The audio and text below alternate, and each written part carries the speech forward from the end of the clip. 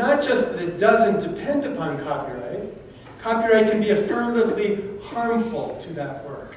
Nonetheless, the business model of Hollywood, one particular slice of that range of creative work, is increasingly applied, at least in the United States, to all of this creative work, as if it makes sense for all of this work. Now, this business model might make sense, might help this slice of creative work, but we need to recognize that this business model would really, really hurt another important range of creative work.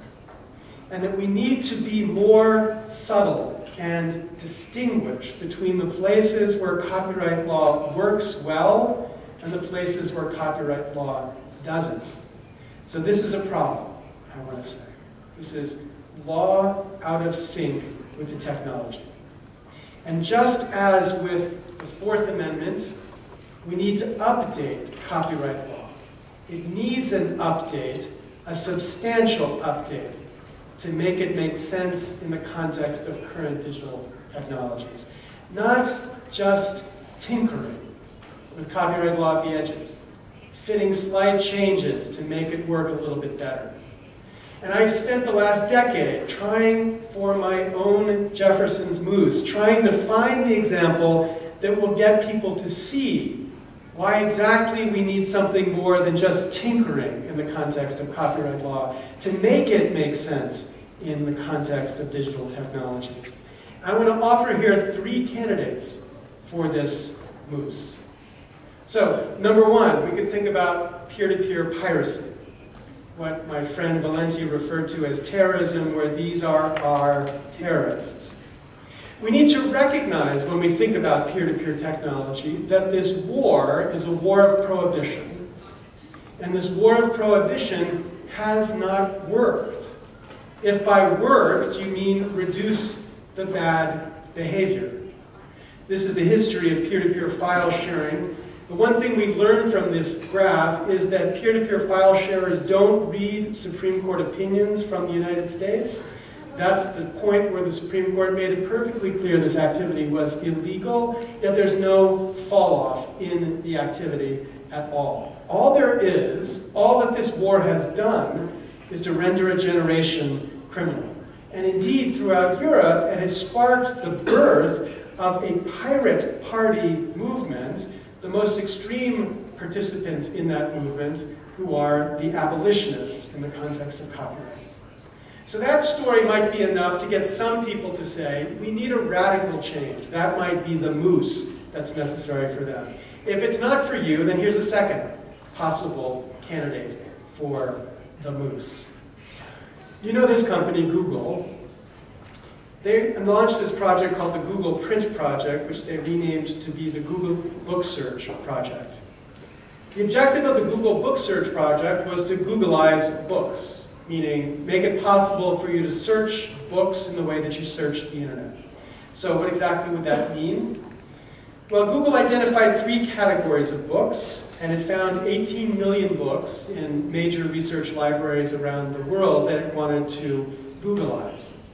So of those 18 million books, 9% were books that are in print and under copyright.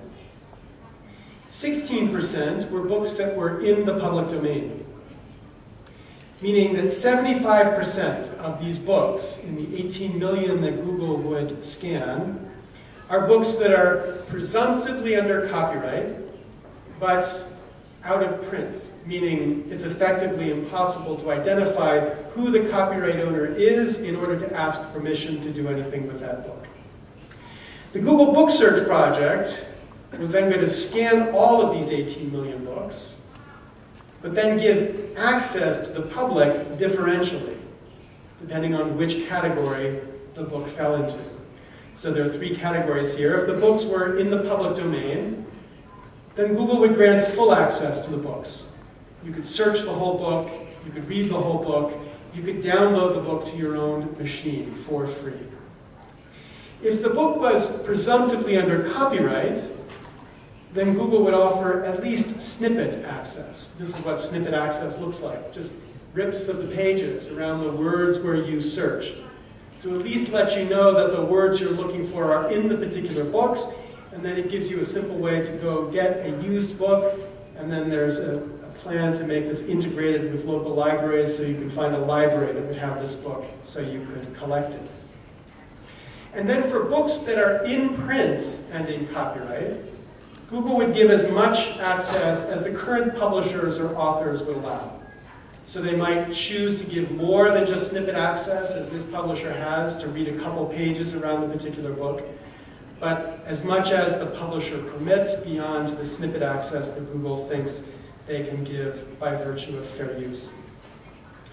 Now, as you might expect, not everybody loves Google, or at least loves the Google Book Search project.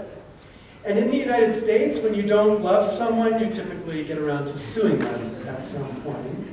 So in 2005, some of the least affectionate members of the Google fan club sued Google. The Authors Guild and the American Association of Publishers sued.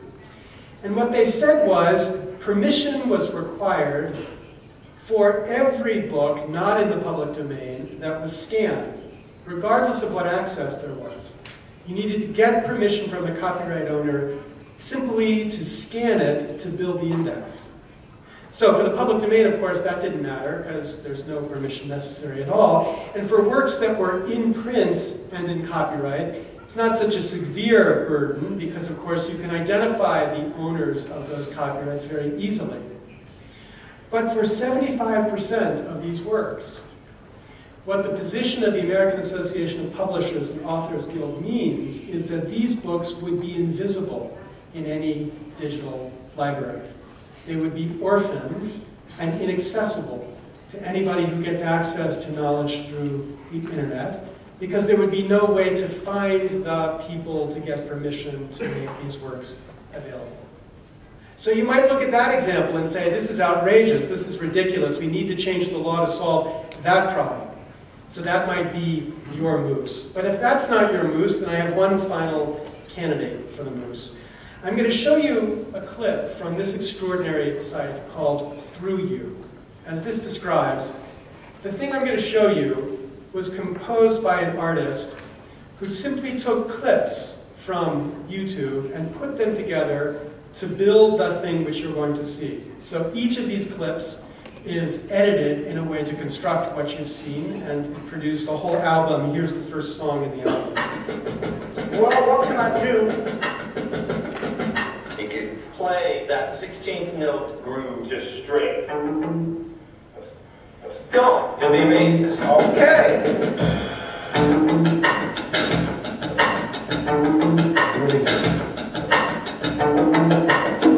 All right. More than one guitar part. Okay. Somebody playing single notes, somebody playing chords, and they'll mix them together. Okay. And let's just pick the mother of all funk chords. Let's pick a ninth chord.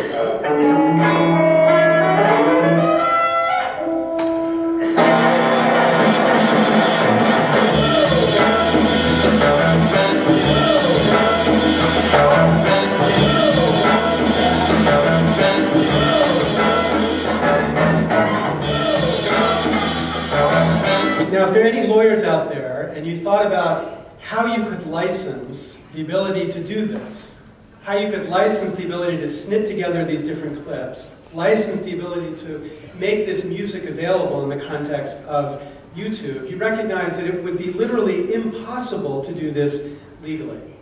And yet you might look at this and think it's an extraordinary kind of artistic creativity that's demonstrated by this. And if you had that conclusion, you would conclude this too is a Jefferson's moose. Now the point in each of these three cases is to bring you to the position where you believe that this law of copyright needs to change.